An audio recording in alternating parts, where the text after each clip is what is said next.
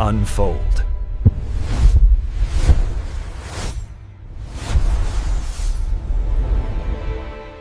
So how does a global economic superpower, a place richer than all of Western Europe combined, end up becoming one of the world's poorer nations in just a couple of centuries?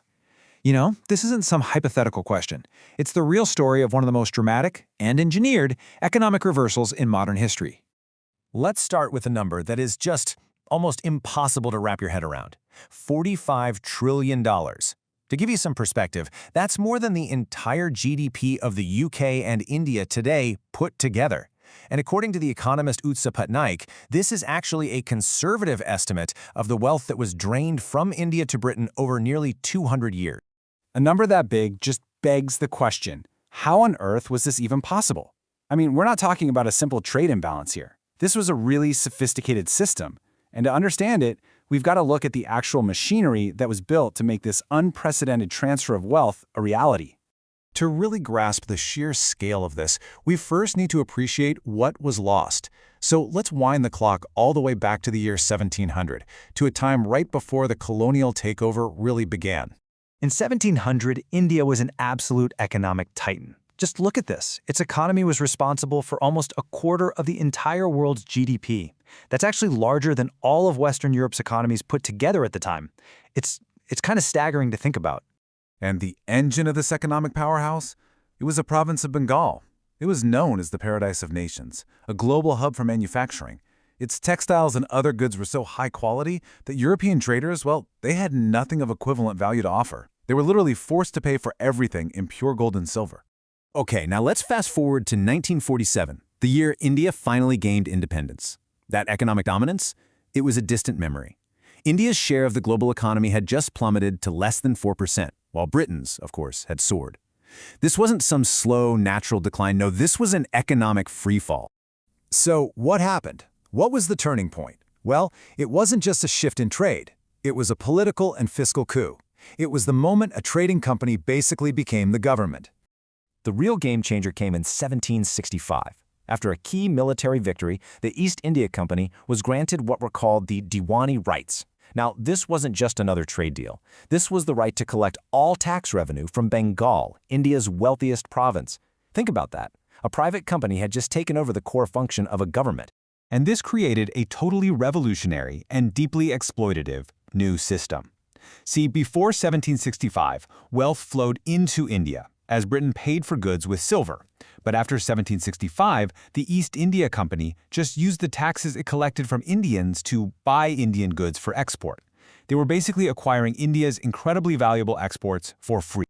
The scale of this initial plunder was so mind-boggling that when Robert Clive, the guy who architected the takeover, was later questioned by the British Parliament about his enormous personal fortune, he famously declared, "Mr. Chairman, at this moment, I stand astonished at my own moderation." Now, this initial, really blatant plunder soon evolved. It was refined, made more bureaucratic, into a sophisticated system of wealth extraction, one that was so complex it was almost invisible to the outside world.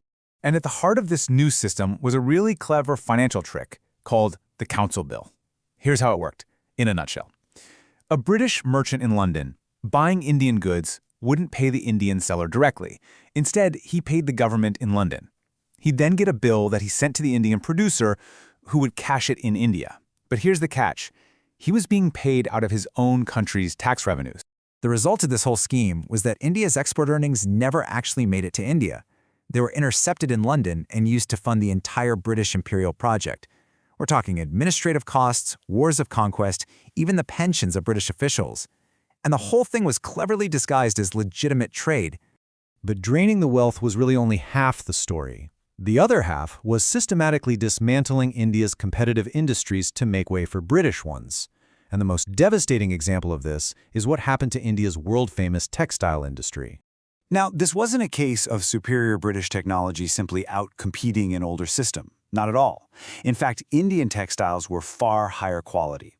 So to protect its own new industry, Britain put up a massive wall of protectionist policies. They slapped staggering tariffs of up to 85% on Indian imports, and even passed laws making it illegal to wear Indian fabrics in Britain. And you know, this wasn't some big secret. Even contemporary British historians, like Horace Hayman Wilson, were totally frank about the strategy. He admitted that Britain employed the arm of political injustice to strangle a competitor with whom he could not have contended on equal terms. And this economic policy had a devastating, just awful human cost. The most tragic example is the fate of Dhaka's legendary muslin weavers. These artisans produced a fabric so unbelievably fine, it was nicknamed woven air. See, the East India Company set up a monopsony, which basically meant the weavers had no choice but to sell to them at rock-bottom prices. The conditions got so unbearable that, according to a British observer at the time, some weavers took the horrific step of cutting off their own thumbs just to make themselves unfit for the looms. A world-class craft was systematically and brutally annihilated. This economic destruction, when you combine it with new colonial policies, had devastating and absolutely lethal consequences for the general population. It led directly to mass starvation. The most horrific example is the Bengal famine of 1943, where up to 3 million people starved to death. And modern research is crystal clear on this. This was not a natural disaster. It was a man-made famine caused by a series of deliberate British policies, seizing rice for the war effort, destroying the local boat network that people used to distribute food, and Winston Churchill's war cabinet repeatedly rejecting pleas for emergency food aid. So you see, none of this was an accident. It wasn't a coincidence. As this table really shows, this was a systematic process. Across every key economic sector, from manufacturing to trade to shipbuilding, India's position of global leadership was deliberately taken apart and replaced with one of dependency. You know, this history really challenges the idea that global inequality is just the natural state of affairs. It suggests that the vast gap between the developed and the developing world isn't an accident. It's design. It was engineered. And that leaves us with a final, lingering question. If today's inequality was built, can it be unbuilt?